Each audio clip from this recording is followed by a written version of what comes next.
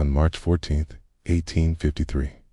In a parish courthouse somewhere along the Mississippi River corridor of Louisiana, a transaction took place that would be deliberately omitted from official auction records for more than a century. A pregnant woman was sold for $12, just 12, the cost of a loaf of bread. Court documents confirm the sale was legal, witnessed by 7 men whose signatures remain on the deed of sale. Yet the woman's name was never entered into any parish registry before or after that day. Local historians uncovered their receipt in 1897, sealed inside a wall during courthouse renovations, and immediately buried it again. What was written on the back of that receipt led them to choose silence over truth. Tonight, we revealed what was hidden and why the descendants of those 7 witnesses spent generations trying to ensure this story died with them. Before we continue with the story of what happened in that Louisiana courthouse, I need you to do something. Subscribe to this channel and hit that notification bell, because stories like this, stories they try to bury, need to be told. And I want to know, where are you listening from right now? Drop your state or city in the comments. Let's see how far these hidden histories reach. The transaction that occurred on that March morning was not an anomaly born of chaos or confusion. It was intentional, calculated, and entirely legal under the laws that governed Louisiana in the years before the Civil War tore the nation apart. St. Helena Parish, in 1853, was a place where Spanish moss hung so thick from the live oaks that daylight struggled to reach the ground, where the air carried the taste of river silt and sugarcane smoke, and where the wealth of the land was measured not in acres, but in human beings. The parish lay in the Fertile Crescent between Baton Rouge and the Mississippi border, close enough to the river to prosper, remote enough to keep its secrets. The town of Greensburg served as the parish seat, a cluster of whitewashed buildings arranged around a courthouse square, where business was conducted with the formality of a church service. Every Saturday, the courthouse steps became an auction block. Furniture, livestock, land, and people changed hands with equal bureaucratic efficiency. The auctioneers knew their trade. The buyers knew their limits. And everyone understood that what occurred on those steps was sanctioned by law, upheld by custom, and enforced by men who believed themselves the architects of civilization itself. In the spring of that year, 3 men held particular power in St. Helena Parish. Judge Amos Crenshaw presided over the district court with the authority of Scripture. At 62, he had spent 4 decades interpreting laws written to protect property above all else. His rulings shaped the parish the way a river shapes its banks, slowly, inevitably, with a force that felt like nature itself.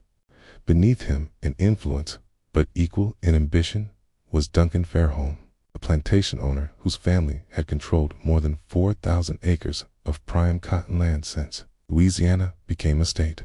Fairholme was 47, educated in Charleston, fluent in French, and ruthless in business. His plantation, Bellamont, employed an overseer named Silas Guthrie, a man whose reputation for cruelty kept the enslaved population obedient through fear alone. The third man in this trinity of power was Nathaniel Pute, the parish tax assessor and recorder of deeds. Pute was younger, 39, hungry for status in a society where family name meant everything and his meant nothing. He had arrived in Louisiana from Virginia with forged letters of introduction and an understanding that in the chaos of westward expansion, a man could reinvent himself if he was willing to do what others would not. These 3 men converged on the morning of March 14th because of a woman whose existence had been carefully erased from every record they controlled. Her name was Clara. She had been born on a tobacco plantation in Virginia approximately 23 years earlier. The word approximately matters because enslaved people were rarely granted the dignity of recorded birth dates. She was sold south at the age of 15, separated from her mother and 2 younger siblings in a Richmond auction house on a Tuesday morning in late summer.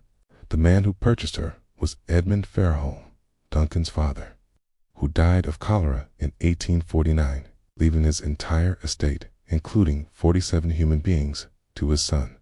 Clara worked in the main house at Belmont. She was skilled with numbers, could read despite laws forbidding it, carried a quiet dignity that Duncan Fairholme first noticed, then resented, and then sought to destroy. In October of 1852, Clara became pregnant. She never spoke the father's name aloud. She did not need to. Everyone in the main house knew. The enslaved women who worked beside her knew. Duncan Fairholme's wife, Margaret, knew. And Duncan himself knew with a certainty that filled him with such rage he could barely look at Clara without his hands shaking, because the father was not Duncan. It was his younger brother, William. William Fairholme was everything Duncan was not. Where Duncan was severe, William laughed easily. Where Duncan viewed human beings as agricultural investments, William recognized the fundamental evil of the system he benefited from and lacked the courage to oppose it. He was 28, unmarried, and living in the overseer's cottage at the edge of Belmont's property, officially managing the northern fields, but mostly drinking and reading abolitionist literature smuggled from New Orleans. His relationship with Clara began as conversation.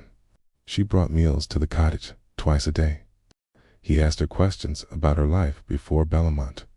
She answered carefully at first, then with growing openness as she realized he listened unlike other white men. Over time, conversation became something else, something that crossed every boundary their world had constructed. When Clara's pregnancy began to show in late December, William did something unprecedented. He went to his brother and offered to buy Clara's freedom. The conversation took place in Duncan's study on a Saturday evening. No written record survives of what was said, but what followed was documented with meticulous precision. Duncan refused the offer more than refused it. He was offended by it. In his view, William had violated the sanctity of property rights, endangered the racial hierarchy on which their society depended, and disgraced the Fairholme name in a way that could destroy their standing if it became public. William argued that he loved Clara, that the child was his, and that they should be allowed to go north to a free state, to build a life beyond the reach of Louisiana law. Duncan's response was immediate. He decided to sell Clara to a slave trader who might take her far away where William could never find her. But that would have been too simple, too merciful. Duncan wanted his brother to watch, to witness, to understand the consequences of what Duncan called his betrayal. He arranged for Clara to be included in a public auction scheduled for March 14th, a routine sale of property seized for unpaid debts. The sale would take place on the courthouse steps in full public view, entirely legal. But Duncan added a condition that revealed the depth of his cruelty. He set Clara's minimum bid at 12 cents. The amount was deliberate. In 1853, the average price for an enslaved woman of childbearing age in Louisiana ranged between $800 and $1,200. By setting the price at 12, Duncan accomplished several things at once. He declared that Clara had no value to him. He humiliated William by showing that the woman he claimed to love was worth less than a newspaper. And most cunningly, he ensured that no legitimate buyer would bid. In the economy of slavery, price signaled quality. A woman offered for 12 cents must be damaged, diseased, unfit for labor. No plantation owner would risk even a minimal investment on such obvious refuse. Duncan knew exactly one person would bid. His plan was not to sell Clara to a stranger. It was to sell her to someone who would ensure her suffering continued under conditions William could not stop. He intended to sell her to Silas Guthrie, his overseer, the night before the auction. William Fairholme disappeared. He left no note, took no horse, and simply walked away from Belmont sometime after midnight. He was never seen in St. Helena Parish again. Some said he went north to join abolitionist movements in Boston. Others claimed he drowned himself in the Mississippi, unable to live with his powerlessness. A few whispered that Duncan had him killed and buried in the cane fields, where dozens of enslaved people already lay in unmarked graves. The truth was both simpler and more disturbing. William went to Judge Crenshaw's home in the hours before dawn and offered him everything he owned, approximately $3,000 in inheritance and land rights in exchange for a single favor. He wanted the judge to invalidate the sale, to declare it unlawful on some technicality, to give him time to find another solution. Judge Crenshaw listened to Williams's plea with the expression of a man watching a child argue that the sky should be green instead of blue. When William finished, the judge asked one question: had your brother signed the proper deed of sale? William admitted that he had. Then the transaction is legal, Crenshaw said. Your grief does not supersede property law. Good evening, Mr. Fairholme. William left the house, understanding that every institution, every law, and every powerful man in the parish would side with Duncan, not because they were all cruel, though many were, but because allowing William's sentiment to override Duncan's property rights would threaten the very foundation of their economy. If love could supersede ownership, system would collapse. Clara spent her last night at Bellamont in the quarters, surrounded by women who braided her hair and sang songs older than Louisiana, older than America's songs carried from Africa, in the bellies of ships. They knew they would likely never see her again. They knew what men like Silas Guthrie did to women they owned. One of the women, an elderly cook named Bethy, who had survived 50 years of bondage, pressed a small cloth bundle into Clara's hands. Inside was a knife barely longer than her palm, wrapped in oilcloth. You hide this, Bethy whispered. You hide it well, and when the time comes, you do what needs doing. Clara nodded. She understood. The knife was not for defense. It was for mercy for her child if things became unbearable, for herself if there was no other escape.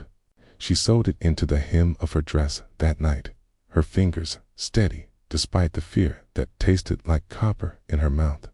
The auction began at 10 o'clock in the morning. Under skies so gray they seemed to mirror the moral character of everything unfolding beneath them. About 40 people gathered in the courthouse square. Most were there for livestock and furniture. A few came specifically for the human merchandise. Nathaniel Pute stood on the courthouse steps with the deed of sale in his hands, reading aloud in a voice meant to carry across the square. He described Clara with the same detached tone he used for a lame horse. Female, aged approximately 23 years, house-trained, literate, though such skill is of questionable value, currently with child. Minimum bid, 12 cents. Murmur moved through the crowd. 12 cents. Something was wrong with this one. Several men who had arrived ready to bid immediately lost interest. Why risk even a small investment on clearly defective property? Silas Guthrie stood near the front, his hat pulled low, his expression unreadable. He was waiting for the crowd, too thin, waiting for the moment when no one else would bid, when he could purchase Clara for the pittance Duncan had arranged, when she would become his to do with as he pleased. Then something unexpected happened. A man near the back of the crowd raised his hand. 12 cents? He called out. Every head turned. The man was a stranger, tall, thin, wearing a traveler's coat dusted from the road. His face was weathered in a way that suggested years of outdoor labor, but his posture was wrong for a field hand. He stood too straight, met eyes too directly. Nathaniel Pute hesitated. You were bidding 12 cents for this property, he said. Your name, sir? Siah Mercer. Pute glanced toward Silas Guthrie, who stared at the stranger with genuine confusion. This was not part of the plan. Duncan had arranged for Guthrie to be the only bidder. Who was this man? Do you have 12 cents, Mr. Mercer? Siah Mercer. stepped forward, reached into his pocket, and placed 12 copper pennies on the podium. I do. From his position near the courthouse door, Judge Crenshaw watched the exchange with growing interest. He had attended the auction specifically to ensure Duncan's plan unfolded smoothly. Now, an unknown variable had entered the equation. Cute looked desperately toward Silas Guthrie. The overseer's face had reddened. He understood the problem. If he bid 13 cents, he would reveal his interest. Would expose what was meant to be a quiet transaction. Duncan had instructed him to wait until no one else bid, to make it appear he was merely taking worthless property off Bellamont's hands. But if he did nothing, Clara would go to this stranger. The seconds stretched. The crowd waited. Finally, Silas Guthrie spoke. 13 cents. Isaiah Mercer did not hesitate. 25 cents. 50 cents, Guthrie snapped. $1. The crowd was riveted. This was not how such auctions unfolded. Something strange was happening. Two men bidding against each other for a woman offered at refused prices. What did they know that no one else did? Silas Guthrie bid $2. Isaiah Mercer bid $5. At $10, Guthrie stopped.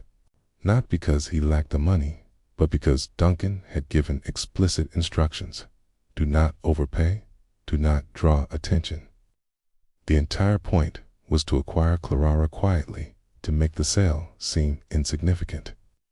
But it was no longer insignificant. $10 once, Nathaniel Pute called, his voice uncertain. $10 twice. He paused, looking toward Judge Crenshaw for direction. The judge gave a small nod.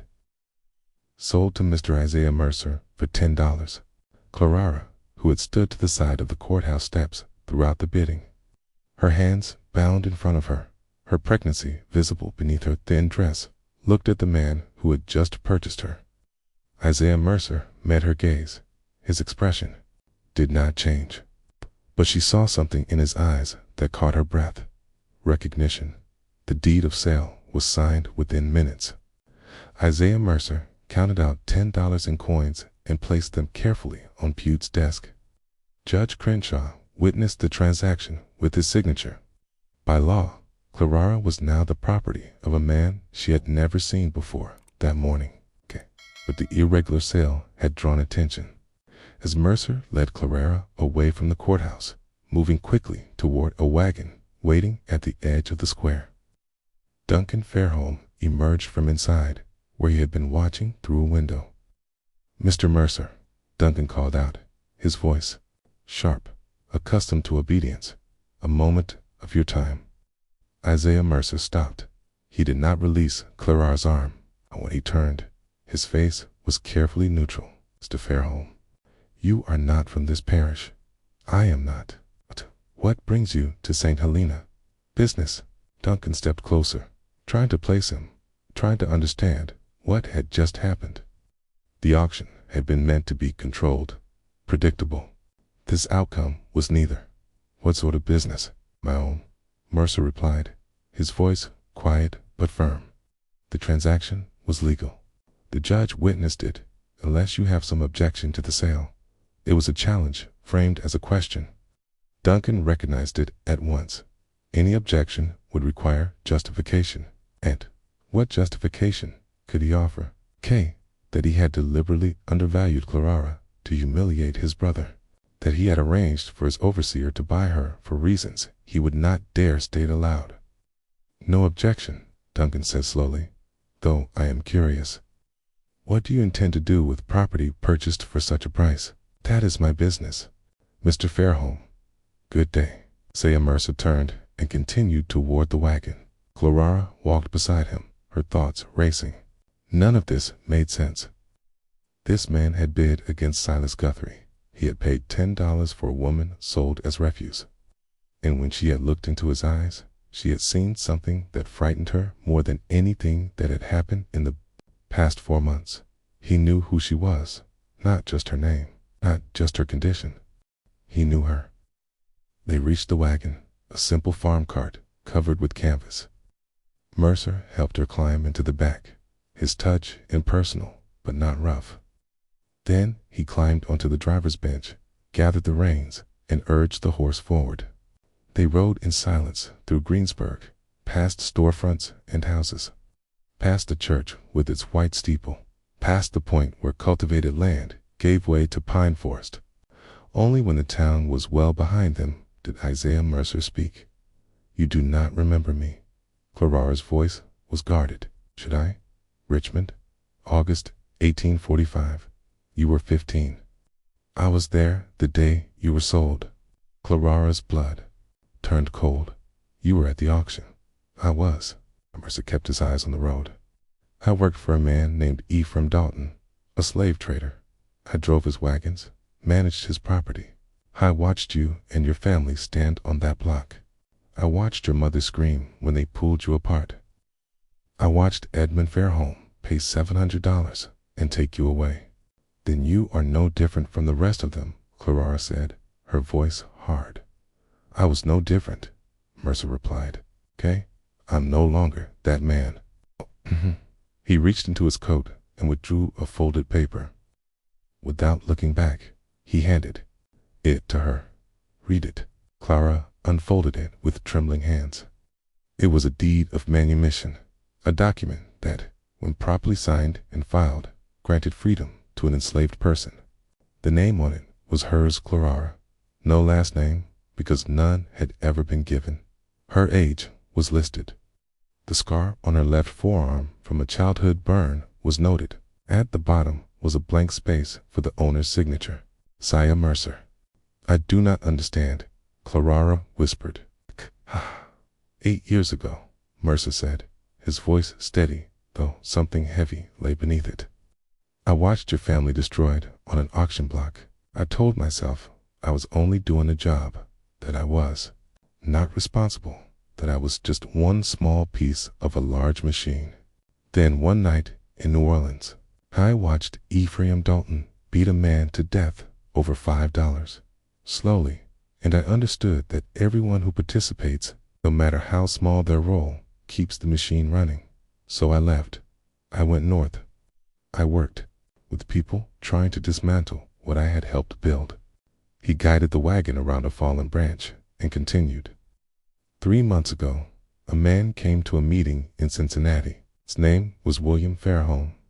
He told us about a woman in Louisiana carrying his child. He said his brother intended to sell her to an overseer known for brutality.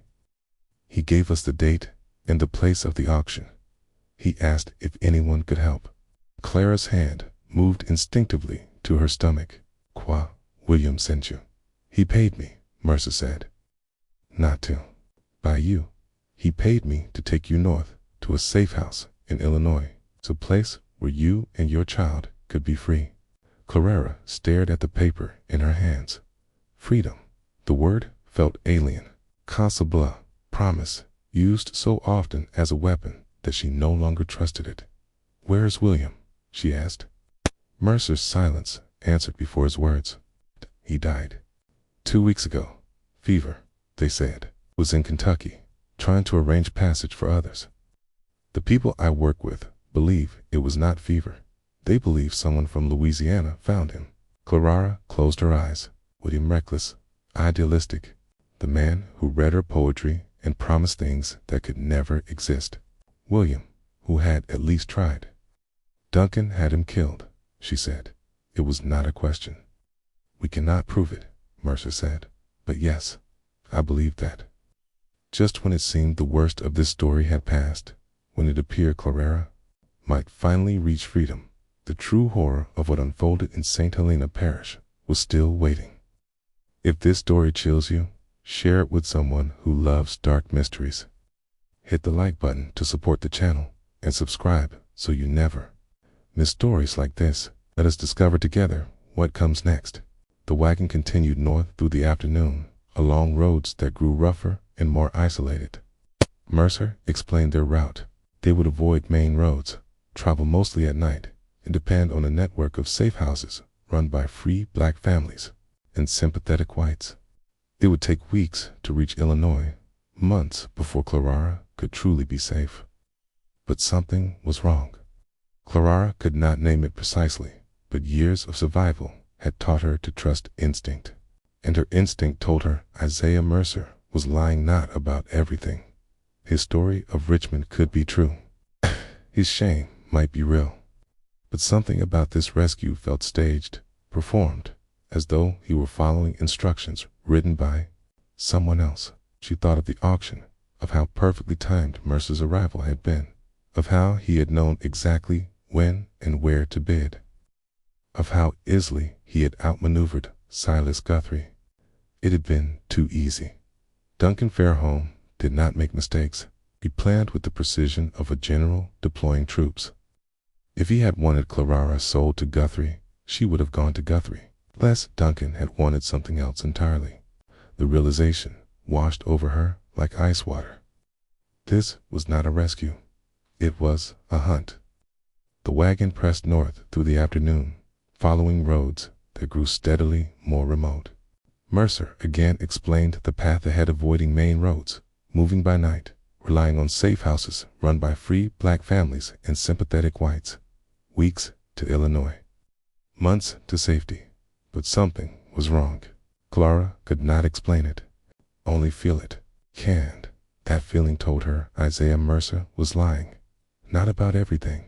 His past might be real. His regret might be genuine.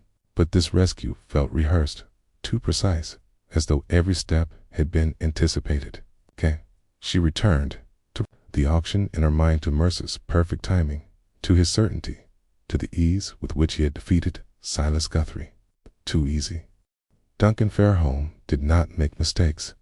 He planned everything with the precision of a general deploying troops.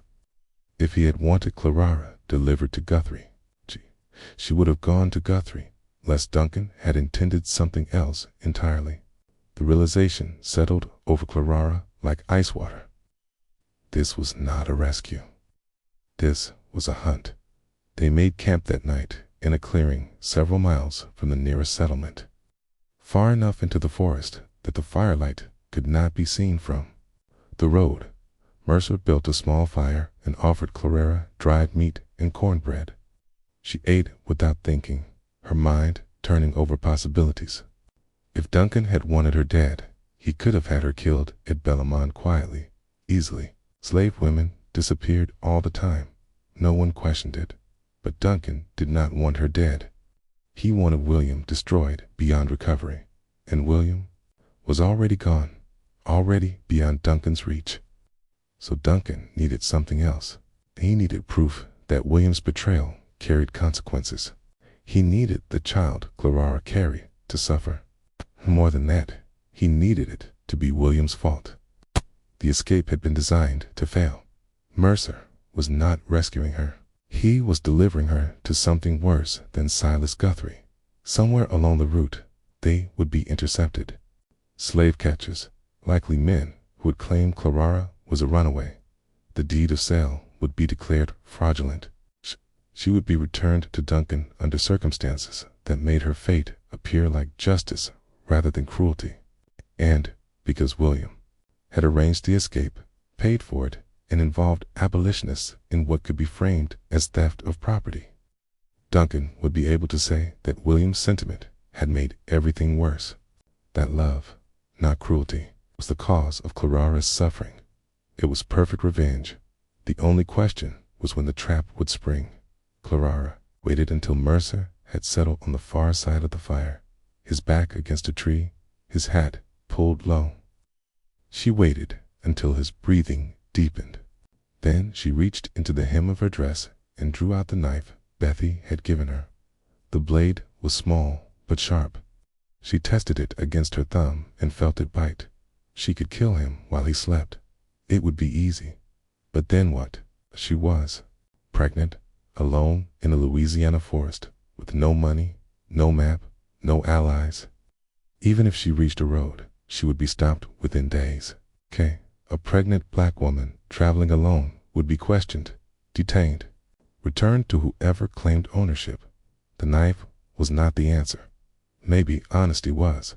I know This is not real, Clara said quietly. Mercer did not move. For several seconds, she thought he might truly be asleep. Then he pushed his hat back and looked at her across the fire. Explain. Duncan planned this. He wanted me to escape. He wanted it to fail. You are part of that plan. Mercer's expression did not change. Why would I agree to that? Money or safety? Maybe Duncan threatened to expose you for helping runaways. Maybe he offered you more than William paid. I do not know why, but I know this is not what you told me it was. The fire cracked between them. Kay, an owl, called in the dark. Finally, Isaiah Mercer spoke. You were smarter than William gave you credit for. Clara tightened her grip on the knife. So, I am right. Partially. Mercer leaned forward, resting his elbows on his knees.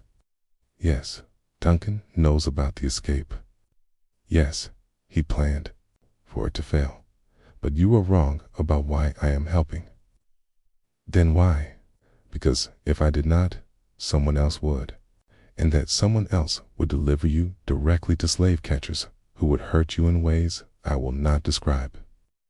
Duncan gave me a choice: lead you north and allow his men to intercept us in a way that leaves you physically unharmed, or refuse, and watch him hand the task to men who would make you wish you had never been born. Clara laughed bitterly. So you chose the merciful betrayal. I chose to give you a chance. What chance? You just said we will be intercepted. We will, Mercer said. Tomorrow afternoon, about 20 miles north of here, 4 men will be waiting on the road. They will have papers declaring you a fugitive. They will have authorization from Judge Crenshaw to return you to Bellamont. Legally, they will be within their rights. Then I have no chance. Have exactly one. Mercer reached into his saddlebag and pulled out a leather pouch, tossing it across the fire to her. There's $150 in that pouch. There's also a letter of introduction to a family in Natchez Free People of Color who can help you disappear. Not north. North is where Duncan expects you to run. South to New Orleans. Then by ship to Mexico. It is longer and more dangerous, but it is possible. Clara opened the pouch. The money was real. The letter was real. Why would you do this? 'Cause I meant what I said earlier. I am not the man I was in Richmond.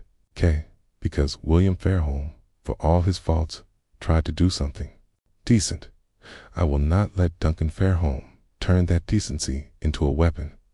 But you are still going to betray me. They're going to intercept someone, Mercer said. It does not have to be you. He stood and walked to the back of the wagon. When he returned, he carried a bundle of women's clothing, a dress similar to Clara's, but larger, along with a shawl and a bonnet. There is a settlement 8 miles south of here, mostly free black families and poor whites. There is a woman there named Ruth Chambers, about your height, your complexion. She is dying consumption, weeks at most. Spoke with her yesterday. I paid her family $50 to help us. Clara stared at him. I do not understand. Tomorrow morning, you take this money and these clothes. You walk south to the settlement. You tell the Chambers family that Isaiah sent you. They will hide you until the men searching for you have passed through the area. Then they will help you reach Natchez. From there, you follow the instructions in the letter, and Ruth Chambers will take your place in this wagon. She is too sick to walk more than a few steps, but she can sit upright beneath a bonnet and shawl. From a distance, she will resemble you well enough.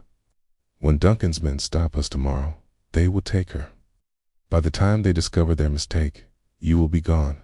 Clara's thoughts spun. Ruth will die. Ruth is already dying, Mercer replied. Her family needs money to bury her properly and care for her children. This way, her death has purpose. This is madness.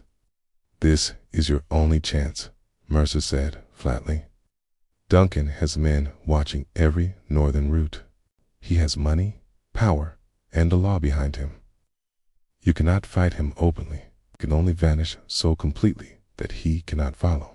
Clarata looked down at the knife in her hand, then at the money, then at Isaiah Mercer, his face half lit by firelight. If I run, Duncan will know you helped me. He will come after you. He will try, Mercer said. But I am harder to catch than you, and I have friends who can help me disappear as well. Why? Clara asked. The word broke as she spoke it. Why risk this for me? Mercer was silent for a long moment. When he finally spoke, his voice was softer than it had been all day. In Richmond, when they tore you from your mother, you did not scream, you did not fight. You stood on that block and looked at the men bidding on you with an expression that said you understood exactly who they were and what they were capable of. You were 15 years old, and you carried more dignity than any of them ever would. I have seen that look in my dreams for 8 years. It's time I earned the right to forget it. Tears burned behind Clarara's eyes, but she did not let them fall. Crying was a luxury enslaved women could not afford. Tears were taken as weakness, as surrender, as proof of acceptance. She had learned early to lock her grief inside, to let it harden into something stronger. There is something else you need to know, Mercer said quietly, his voice lowered as if the forest itself might be listening, about Duncan Fairholme. What about him? William told us things before he died, about his brother, about Bellamont. Mercer paused, choosing his words. You were not the first. Clarara's blood chilled. The first? What? The first woman Duncan sold to Silas Guthrie. There were 3 others over the past 5 years, all house servants, all young. Duncan would invent some small infraction, some excuse to remove them from the main house, then sell them to Guthrie at auction, always at suspiciously low prices, always legally documented, always witnessed by Judge Crenshaw. What happened? To them, 2 died within a year.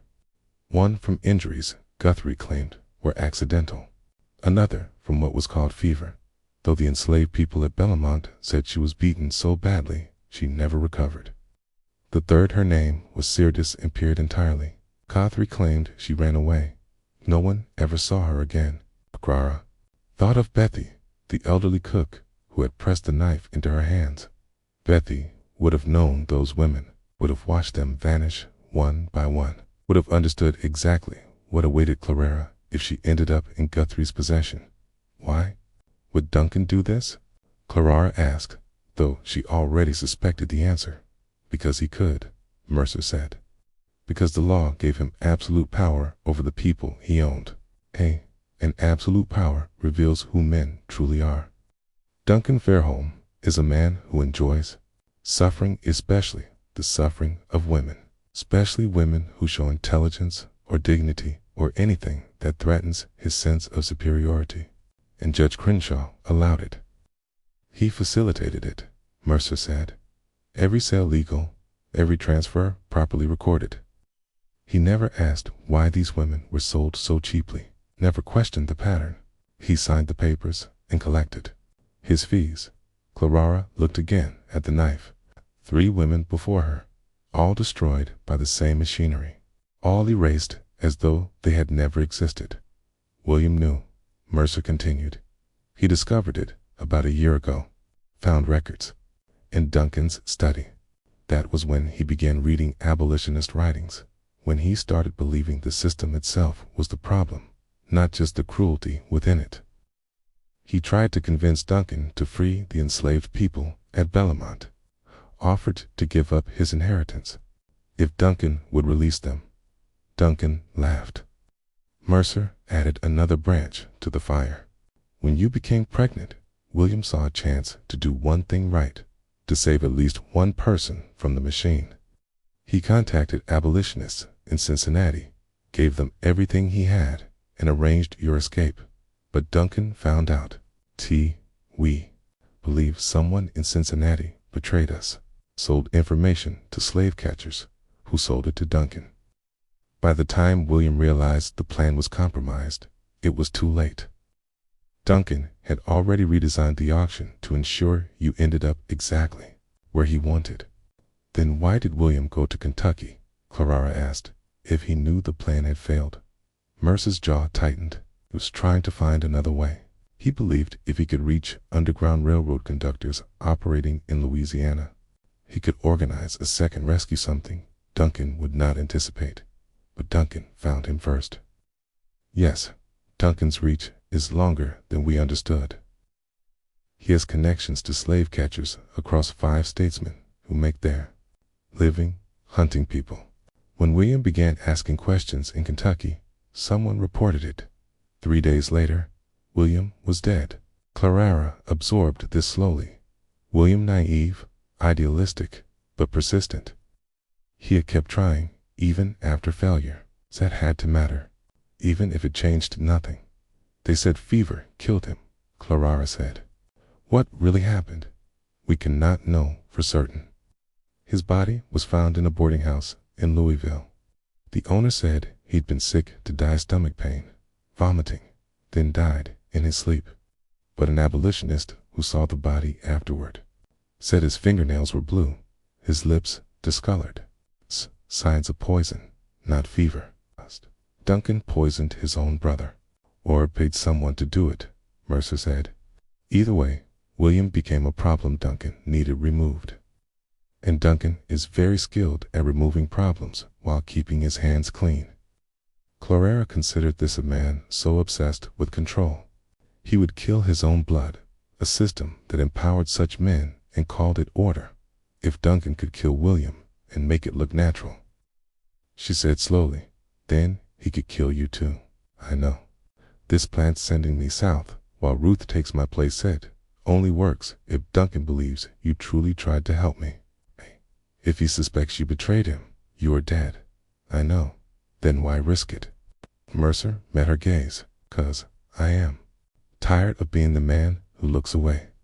I'm tired of telling myself I am just following orders, just doing a job, just surviving in a system I did not create. Every person who makes that excuse, who chooses their own safety over another's suffering, strengthens the system.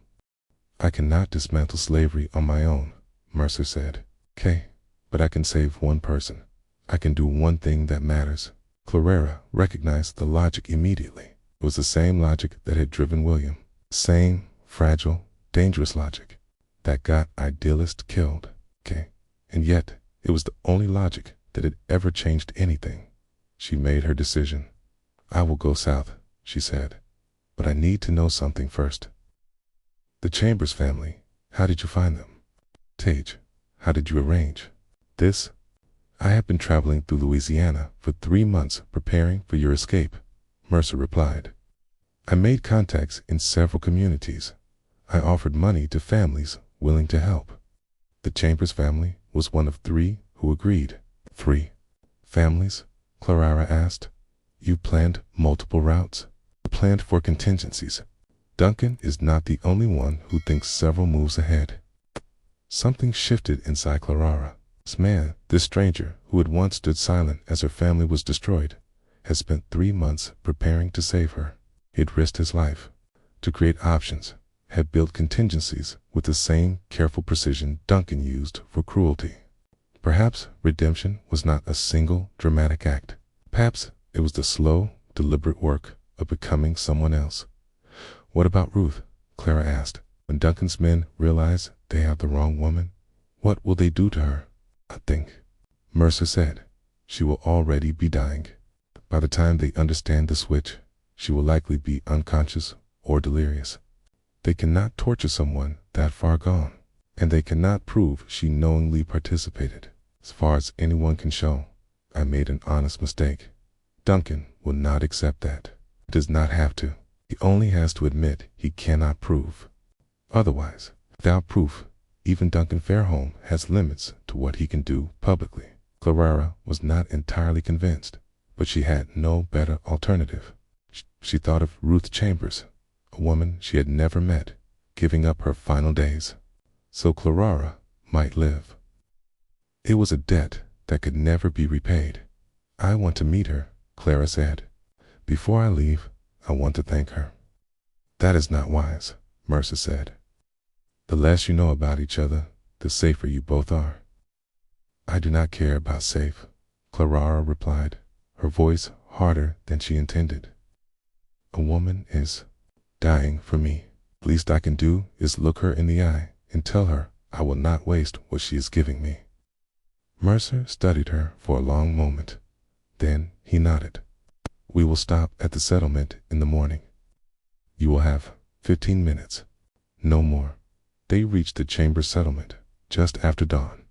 It was less a town than a cluster of cabins arranged around a common well, home to perhaps 30 people, mostly free black families, along with a few white families too poor to care about racial hierarchies.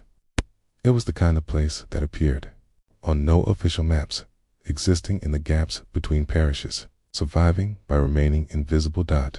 Ruth Chambers lived in the smallest cabin at the edge of the settlement. Her husband had died 2 years earlier in a logging accident. Her 3 children, ages 4 to 12, were being cared for by neighbors while their mother spent her final days in what peace consumption allowed. The disease hollowed the body, slowly turned lungs into useless flesh, made every breath a battle already lost. Clara entered the cabin with Mercer behind her. The room was dim, lit by a single window covered with oiled paper. The air smelled of sickness and sage, the latter burned in a futile attempt to mask the former. Ruth lay on a narrow bed against the far wall, so thin that her body barely lifted the blanket. Her skin had the gray cast of organ failure, but her eyes were clear when they fixed on Clara. You are the one, Ruth said, her voice barely a whisper. I am Clara. They told me you were worth saving. I wanted to see if that was true. Clara stepped closer. I do not know if I am worth what you are giving. Nobody is worth a life, Ruth said. But that is not why. I agreed. I agreed because my children need the money Mr. Mercer paid, because I am dying anyway. And because if I must die, I would rather die doing something that means something. Your children, Clara said. What will happen to them? Sister will take them. The money will feed them through the winter. Maybe buy a small plot of land so they can grow food. It is more than I could give them otherwise. Tears burned behind Clara's eyes. She knelt beside the bed and took Ruth's hand. He felt light as a bird's bone. I will remember you, Clara said. Kay, I will tell my child about you. Your name will not be forgotten. Kay, Ruth smiled faintly. Names matter little where I am going, but if remembering helps you, then remember. Just make sure you live. Make sure that baby lives. Do not let me trade my death for nothing. I will live, Clara said. Whatever it takes. Good, Ruth said softly. Her eyes fluttered closed. Now go. Mr. Mercer will tell you what comes next, and do not look back.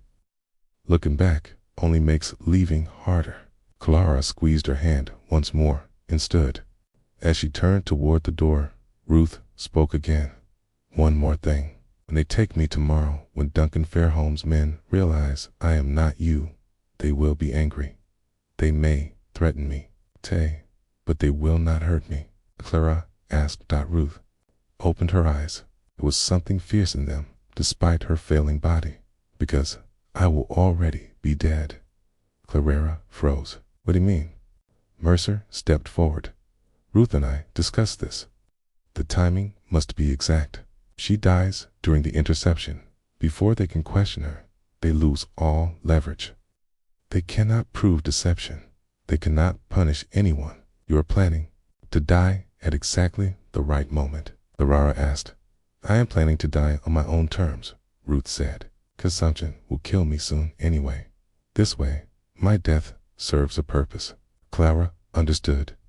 Ruth had medicine, likely laudanum or morphine, meant to dull pain, intended to take enough to time her death so that Duncan's plan collapsed in on itself. It was both brilliant and terrible. You have thought of everything, Clara whispered. No, Ruth said. Mr. Mercer has. I am only agreeing to it.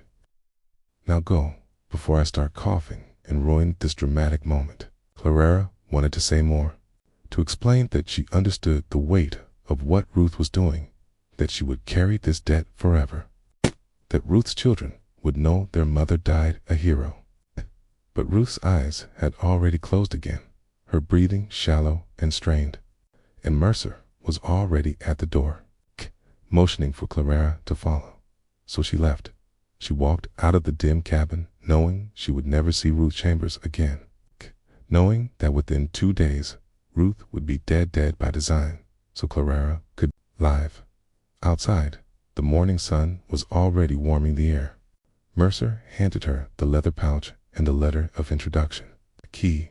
There is a path behind the cabin that leads south through the forest, he said. Follow it for about 3 miles. It will take you to a road. Follow the road west until you reach a tavern called the Black Swan. The owner's name is Marcus, Mercer said. Tell him Isaiah sent you. He will know what to do next. Then you follow the instructions in the letter. Trust no one who does not use the passwords written there. Travel only at night. Avoid the main roads. Get to Natchez. Get on a ship. Get to Mexico. Disappear so completely that Duncan Fairholme spends the rest of his life wondering what became of you. Clara nodded. She adjusted the bundle of clothes under her arm and felt the weight of the money pouch. What about you? She asked. I will continue north with Ruth, Mercer said. I will deliver her to Duncan's men, and then I will disappear as well. He will hunt you. Let him try. Mercer's smile was grim. I have been running from things my whole life. I am very good at it.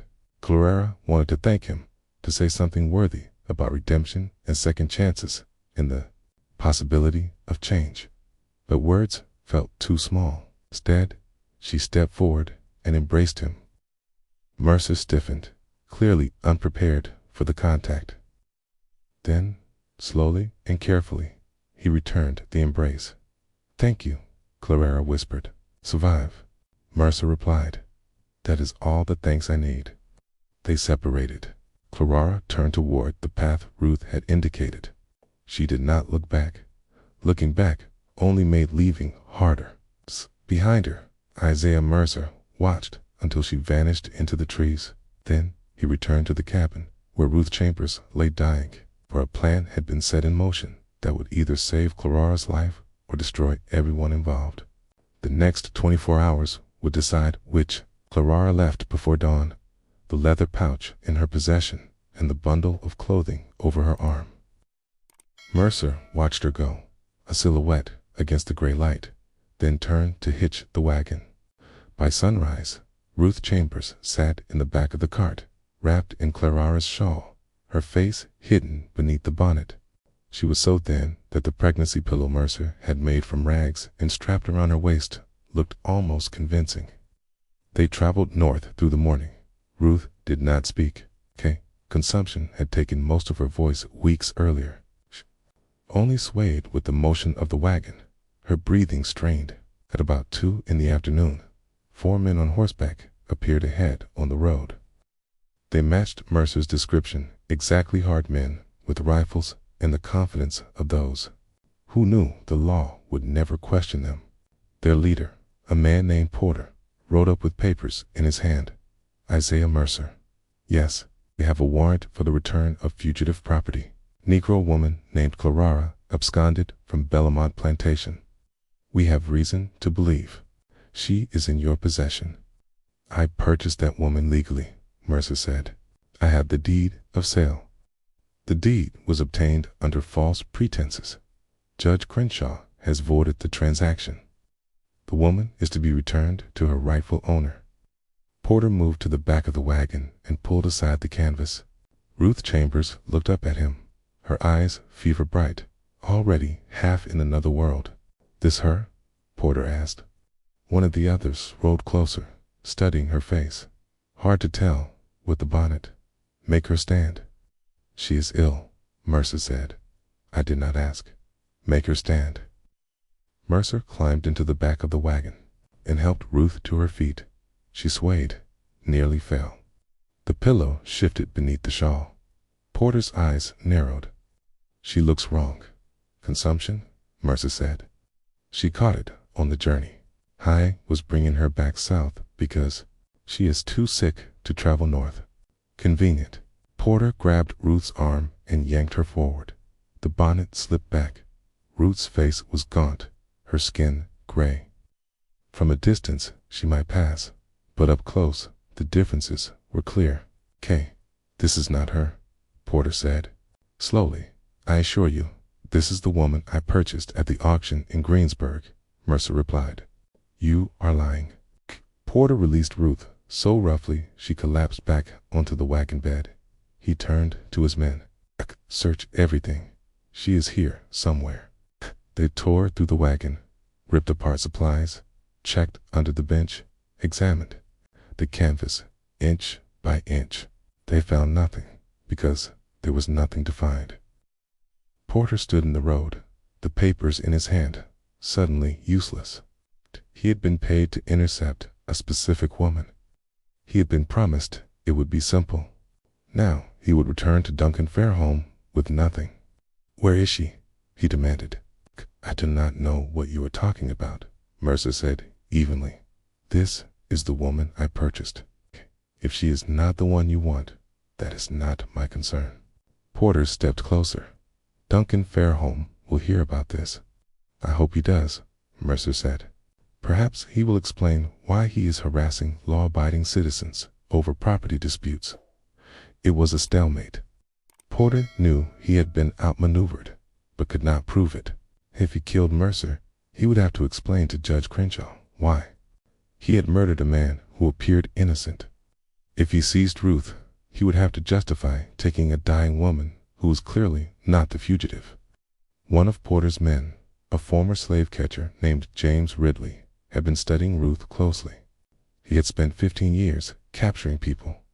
He knew how to assess human property, and everything about this felt wrong. "We need to question her," Ridley said, motioning toward Ruth. Porter crouched beside Ruth, who lay where she had fallen.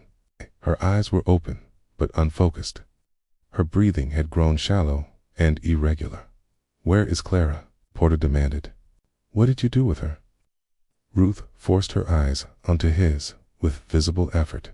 Then, impossibly, she smiled. "Gone," she whispered. "Beyond your reach. Beyond Duncan Fairholme's reach.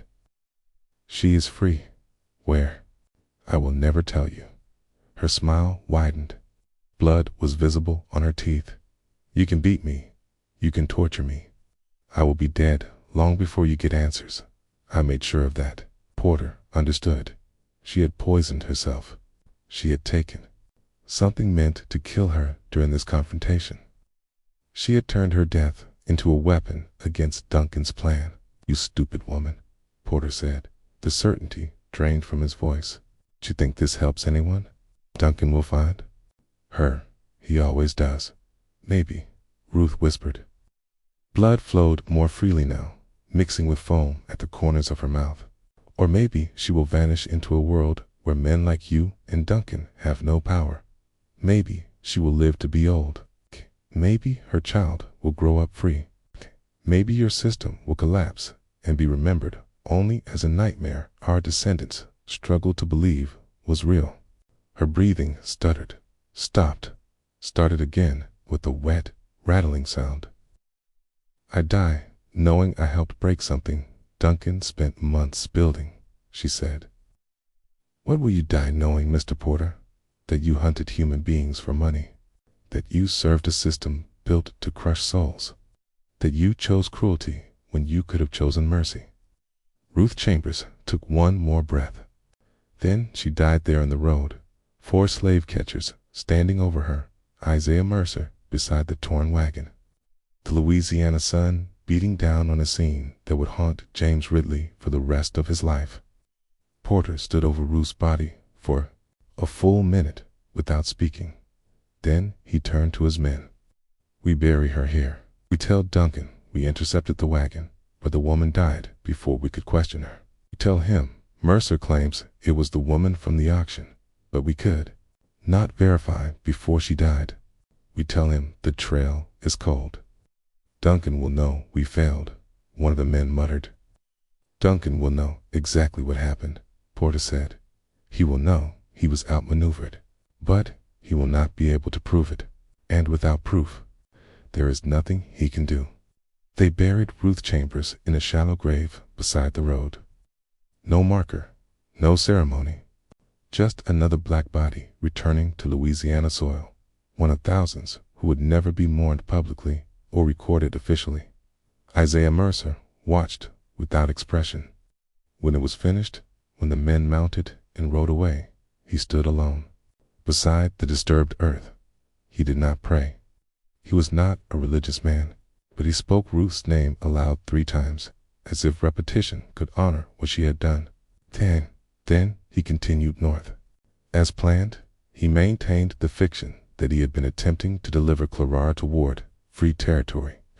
He expressed confusion about Ruth's death.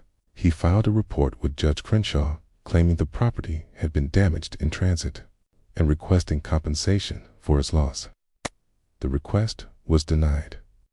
Judge Crenshaw ruled that Mercer had purchased the property in Aza's condition and assumed all risk. The 12-cent minimum bid was cited as evidence the seller knew the property was defective. No compensation would be issued.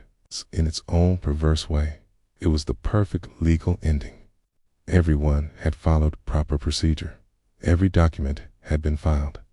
The law had functioned exactly as designed, and yet Duncan Fairholme's revenge had been undone by a dying woman and a former slave trader seeking redemption.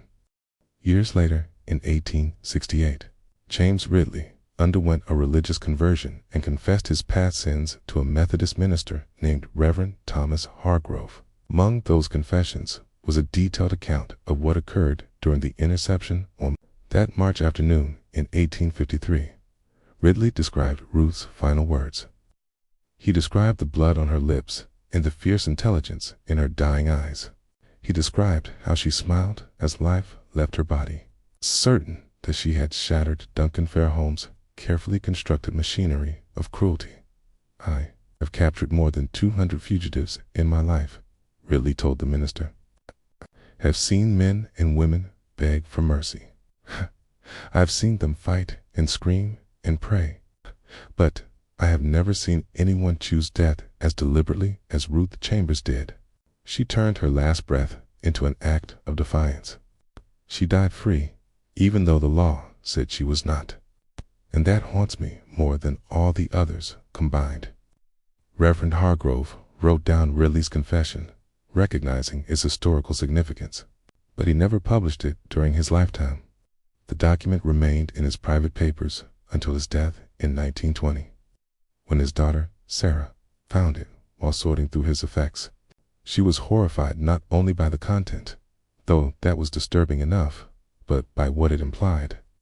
Her father had possessed this account for 34 years and had never reported it, never shared it with historians or journalists, had merely preserved it as if recording evil were enough without confronting it. Sarah Fletcher did what her father had not. In 1931, she published a confession in a small abolitionist journal that few people read, but she published it. She placed it into the public record. That publication is how we know the details of Ruth Chambers' final moments. How we know she chose death deliberately. How we know she smiled as she died, secure in the knowledge that she had broken Duncan Fairholme's plan. Duncan Fairholme spent the next 6 months searching for Clara. He hired professional slave catchers. He placed advertisements in newspapers across 3 states. He offered rewards that rose from $500 to $2,000. He never found her. Judge Crenshaw died in 1861, just before Louisiana seceded from the Union. Whatever he knew of the true circumstances went with him to the grave. Duncan Fairholme survived the Civil War, but lost everything afterward. Bellamont was burned by Union troops in 1863. Duncan died in 1872 in a boarding house in Mobile, Alabama, bankrupt and alone. His wife, Margaret, had left him years earlier. His brother's name was never spoken in his presence again. Silas Guthrie. The overseer was found dead in 1854 in a ditch outside Greensburg. The official cause was listed as accidental drowning, though he was discovered face down in less than 6 inches of water. No charges were ever filed. Nathaniel Pute remained parish recorder until 1863, when he fled Louisiana ahead of Union forces. He was never heard from again. The receipt discovered during the 1897 courthouse renovations contained more than a record of Clarara's sale. On the back, written in William Fairholme's hand, was a message addressed to whoever found it. My name is William Fairholme. I tried to save a woman I loved from my brother's cruelty. I failed her, as I have failed in most things of importance. If you are reading this, know that the greatest evil is not the evil done by wicked men, but the evil permitted by good men who lacked the courage to act. I lacked that courage when it mattered. I pray you will not. The historians who found the message understood its implications at once. I buried it again, sealed it back into the wall, left it hidden for another 100 years. The receipt was rediscovered in 1998 during another renovation. This time it was preserved. Teen now sits in the Louisiana State Archives, but Clarara's fate remains unknown. Some historians believe she reached Mexico, possibly settling in Veracruz, where a community of escaped enslaved people had established themselves. Others think she went to Haiti. Ku believes she died somewhere along the journey. One theory proposed by a genealogist in 2006 suggests that a woman matching Clarara's description appears in Illinois census records in 1870 under the name Clarara Freeman, living with a mixed-race daughter born in 1853. The child's name was listed as Ruth. If that theory is true, if Clarara survived and built a life in freedom, then Isaiah Mercer succeeded. The rescue designed to fail, failed to fail. The trap Duncan so carefully built caught nothing, but we cannot know for certain. The historical record is incomplete. Documents were destroyed during the Civil War. Memories were deliberately suppressed. Our remains are fragments, a deed of sale, a receipt, a message hidden in a wall. Census records that may point to someone else entirely, and questions that will never be answered fully. Perhaps the silence of history is itself a kind of answer. Perhaps the fact that Clarara's path cannot be traced means she succeeded in disappearing, that she became impossible to follow. She achieved what so many enslaved people dreamed of: complete freedom from the system that sought to control every part of their lives. Or perhaps she died alone and forgotten. Another casualty of a system that destroyed millions with bureaucratic efficiency. The 12-cent transaction stands as a monument to that uncertainty. It was legal, it was witnessed, it was documented. And yet it feels profoundly wrong in a way that goes beyond the already immense wrong of slavery itself. The deliberate devaluation of a human life, the use of paperwork to inflict cruelty, the participation of judges and clerks and ordinary citizens in a transaction designed to cause suffering. Everyone involved made choices. Duncan chose revenge. William chose risk, though too late. Isaiah Mercer chose redemption. Screnshaw chose law over mercy. Ruth Chambers chose to use her death to help a stranger. Clara chose survival, whatever that demanded. And the 7 men who signed the deed of sale chose to participate in something they must have known was deeply wrong. Their names remain on that document, preserved in archives as testimony to complicity. Their descendants spent generations trying to bury this story, trying to ensure no one asked what their ancestors had done, what they had witnessed, what they had allowed. But stories like this surface. They insist on being told. This mystery shows us that the cruelest weapon was not the whip or the chain, but the law itself, the system that made horror legal. that allowed men to destroy lives with a signature and a handful of copper coins, that permitted the sale of a pregnant woman for the price of a loaf of bread, not because anyone believed she was worthless, but to demonstrate that worth could be assigned or revoked at will by those in power. What do you think of this story? Do you believe Clara survived? Do you think she reached freedom? Or did Duncan's cruelty stretch beyond death to claim her anyway? Leave your comment below. If you want more stories like this, subscribe, hit the notification bell, and share with someone who loves mysteries. See you in the next video.